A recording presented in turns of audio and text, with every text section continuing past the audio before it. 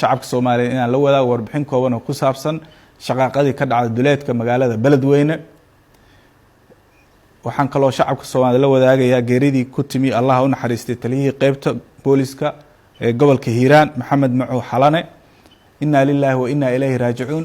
Allah u naxariisto ehladiisa iyo familkii iyo cid walba oo Soomaaliyeedna waxaan leenahay samir iimaan dhamaanteen Allah naga siiyo taliyihii naga geeriyooday. sidoo kale waxaan leenahay intii ku dhaawacantay shaqaaqadaas Allah caafiyo.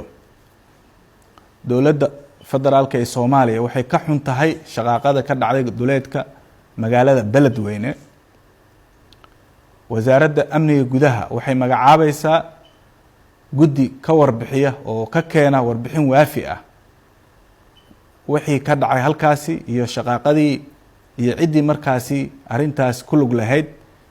waxaana rajaynayaa guddigaasi inuu ka howlgeli doono marka la magacaabo sida ugu dhaqsiyaha badan.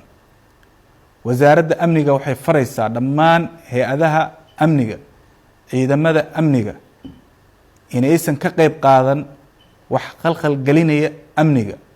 sidoo kale inaysan ka qayb qaadan wax dhibaateynaya shacabka Soomaaliyeed meel walba ay joogaan.